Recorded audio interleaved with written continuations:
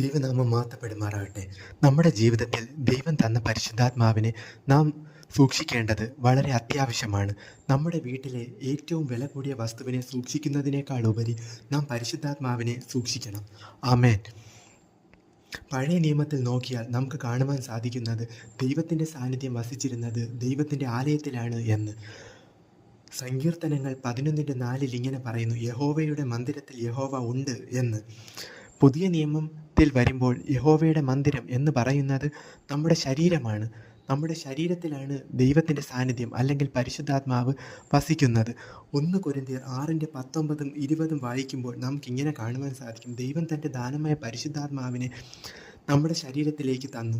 നമ്മുടെ ശരീരം ഇനി നമ്മുടേതല്ല, അത് പരിശുദ്ധാത്മാവിൻ്റെ മന്ദിരമാണ് എന്ന് അവിടെ പറഞ്ഞിരിക്കുന്നു. ആമേൻ.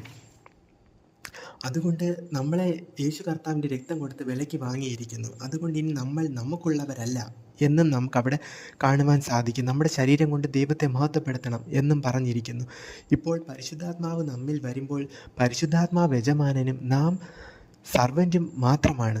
അതെ, നാം പരിശുദ്ധാത്മാവിന് കീഴ്പ്പെട്ടിരിക്കേണ്ടത് ആവശ്യമാണ്. ഇപ്പോൾ ഒരു കമ്പനിയിൽ പോകുമ്പോൾ ആ കമ്പനിക്ക് ചില നിബന്ധനകളുണ്ടായിരിക്കും. ഇപ്പോൾ ആ കമ്പനിയിലെ ഏറ്റവും വലിയ ഉദ്യോഗസ്ഥൻ എല്ലാവരും കീഴ്പ്പെട്ടിരിക്കേണ്ടത് ആവശ്യമാണ്. അതുപോലെ തന്നെ പരിശുദ്ധാത്മാവ് നമ്മിൽ വരുമ്പോൾ പരിശുദ്ധാത്മാവിന് കുറച്ച് നിബന്ധനകളുണ്ട്. ആ നിബന്ധനകൾ നാം അനുസരിക്കണം. ആ നിബന്ധന എന്തെന്ന് വച്ചാൽ വേദപുസ്തക പ്രകാരം നമ്മുടെ ജീവിതം ക്രമീകരിക്കുകയും നാം വചനത്തെ അനുസരിച്ച് ജീവിക്കുകയും ചെയ്യണം എന്നുള്ളതാണ് പരിശുദ്ധാത്മാവ് നമ്മിൽ നിന്ന് ഡിമാൻഡ് ചെയ്യുന്ന ഒരു കാര്യം.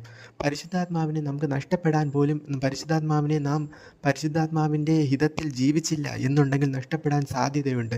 കാരണം ബത്ശേബ വിഷയം വരുന്ന സമയത്ത് സങ്കീർത്തനം 51:11 ദാവീദ് ഇങ്ങനെ പറഞ്ഞ് പ്രാർത്ഥിക്കുന്നത് നമുക്ക് അവിടെ കാണുവാൻ സാധിക്കും, ദൈവമേ അങ്ങയുടെ പരിശുദ്ധാത്മാവിനെ എന്നിൽ നിന്ന് എടുക്കരുത് എന്ന്. ദാവീദ് ഒരു രാജാവാണ്, എന്നാലും ദാവീദ് ദൈവത്തോട് പ്രാർത്ഥിക്കുന്നു, ദൈവമേ അങ്ങയുടെ പരിശുദ്ധാത്മാവിനെ എന്നിൽ നിന്ന് എടുക്കരുത് എന്ന്. പരിശുദ്ധാത്മാവിനെ നമ്മിൽ നിന്ന് എടുത്താൽ എന്ത് സംഭവിക്കും?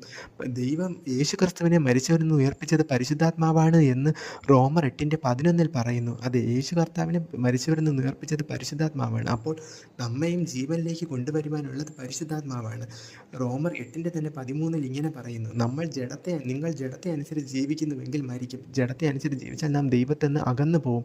ദൈവത്തിൽ നിന്ന് അകന്നു പോയാൽ നാം നിത്യമരണത്തിൽ അകപ്പെട്ടു പോകും. അതേസമയം നാം ആത്മാവിനെ അനുസരിച്ച് ശരീരത്തിൻ്റെ പ്രവർത്തികളെ മരിപ്പിക്കുന്നു എങ്കിൽ മാത്രമേ നാം ജീവിക്കുകയുള്ളൂ, നമുക്ക് നിത്യജീവൻ പ്രാപിക്കുവാൻ സാധിക്കുകയുള്ളൂ. ആമേൻ. നമുക്ക് ഒരു നിമിഷം പ്രാർത്ഥിക്കാം. സ്നേഹമുള്ള ദൈവമേ, യേശുവേ, ഈ വചനത്തെ ഞങ്ങളെ ഓരോരുത്തരെയും അനുഗ്രഹിക്കണമേ കർത്താവേ, യേശുവിൻ നാമത്തിൽ തന്നെ. ആമേൻ.